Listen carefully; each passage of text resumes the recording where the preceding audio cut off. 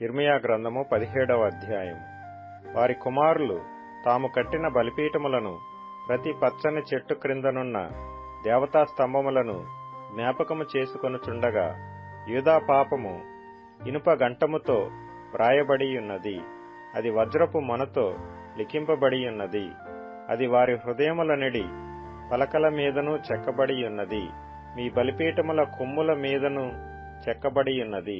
పొలములోనున్న నా పర్వతమా, నీ ప్రాంతములన్నిటిలో నీవు చేయు నీ పాపమును బట్టి నీ ఆస్తిని, నీ నిధులన్నిటినీ, నీ బలిపీఠమును దోపుడు సొమ్ముగా నేనప్పగించుచున్నాను.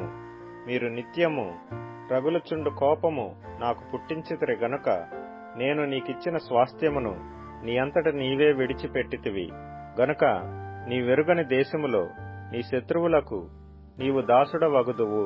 యెహోవా ఇలాగు సెలవిచ్చుచున్నాడు, నరులను ఆశ్రయించి శరీరులను తనకాధారముగా చేసుకొనుచు తన హృదయమును యెహోవా మీద నుండి తొలగించుకొనువాడు శాపగ్రస్తుడు. వాడు ఎడారిలోని అరుహా వృక్షము వలె ఉండును, మేలు వచ్చినప్పుడు అది వానికి కనబడదు. వాడు అడవిలో కాలిన నేల యందును, నిర్జనమైన చవిటి భూమి యందును నివసించును. యెహోవాను నమ్ముకొనువాడు ధన్యుడు, యెహోవా వానికి ఆశ్రయముగా ఉండును. వాడు జలముల యొద్ద నాటబడిన చెట్టు వలె నుండును, అది కాలువల ఓరను దాని వేళ్లు తన్నును. వెట్ట కలిగినను దానికి భయపడదు, దాని ఆకు పచ్చగా నుండును. వర్షము లేని సంవత్సరమున చింత నొందదు, కాపు మానదు. హృదయము అన్నిటికంటే మోసకరమైనది, అది ఘోరమైన వ్యాధి కలది, దాని గ్రహింపగలవాడెవడు? ఒకని ప్రవర్తనను బట్టి వాని క్రియల ఫలము చొప్పున ప్రతీకారము చేయుటకు యెహోవా అను నేను హృదయమును పరిశోధించువాడను, అంతరింద్రియములను పరీక్షించువాడను. న్యాయ విరోధముగా ఆస్తి సంపాదించుకునివాడు తాను పెట్టని గుడ్లను పొదుగు కౌజు పెట్టవలేనున్నాడు. సగము ప్రాయములో వాడు దానిని విడువవలసి వచ్చును. అట్టివాడు కడపట వాటిని విడుచుచు అవివేకిగా కనబడును.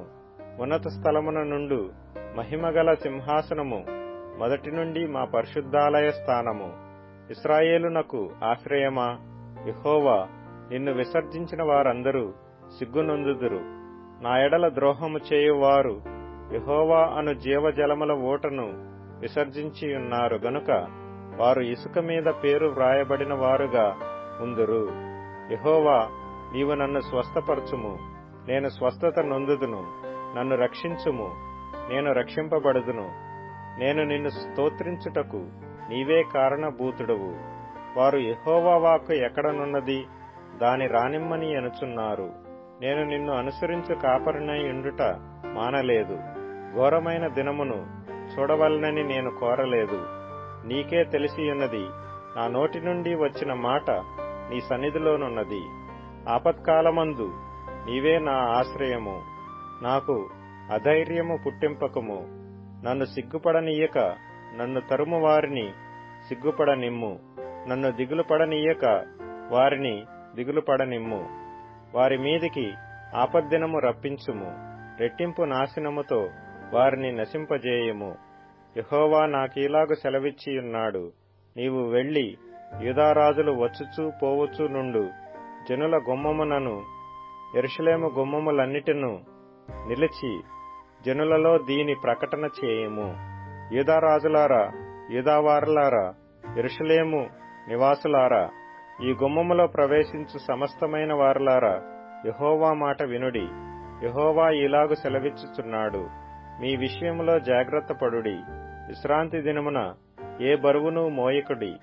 యెరూషలేము గుమ్మములలో గుండా ఏ బరువును తీసుకుని రాకుడి.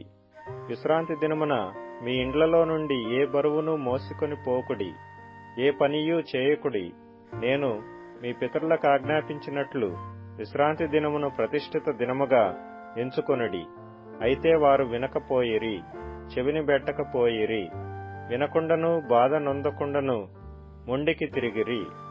మరియు యెహోవా ఈ మాట సెలవిచ్చెను, మీరు నా మాట జాగ్రత్తగా విని విశ్రాంతి దినమున ఏ పనియూ చేయక దాని ప్రతిష్ఠిత దినముగా నెంచి విశ్రాంతి దినమున ఈ పట్టణపు గుమ్మములలో గుండా ఏ బరువును తీసుకొని పోకుండిన ఎడల దావీదు సింహాసనమందు ఆసీనులై రథముల మీదను గుర్రముల మీదను ఎక్కి తిరుగుచుండు రాజులను అధిపతులను ఈ పట్టణపు గుమ్మములలో ప్రవేశింతురు. వారును వారి అధిపతులను యూదావారును యెరూషలేము నివాసులను ఈ పట్టణపు గుమ్మములలో ప్రవేశింతురు. మరియు ఈ పట్టణము నిత్యము నిలుచును. మరియు జనులు దహన బలులను నైవేద్యములను ధూపద్రవ్యములను తీసుకొని యూదా పట్టణములలో నుండి యెరూషలేము ప్రాంతములలో నుండి బెన్యామీను దేశములో నుండి మైదానపు దేశములో నుండి మన్యములో నుండి దక్షిణ దేశములో నుండి వచ్చెదరు. యెహోవా మందిరమునకు స్తుతియాగ ద్రవ్యములను తీసుకొని వచ్చెదరు. అయితే మీరు విశ్రాంతి దినమును ప్రతిష్ఠిత దినముగా నెంచి ఆ దినమున బరువులు మోసికొనుచు యెరూషలేము గుమ్మములలో ప్రవేశింపకూడదని నేను చెప్పిన మాట మీరు వినని ఎడల నేను దాని గుమ్మములలో అగ్ని రగులబెట్టెదను. అది యెరూషలేము నగరులను కాల్చివేయును. దానిని ఆర్పుటకు ఎవరికినీ సాధ్యము కాకపోవును.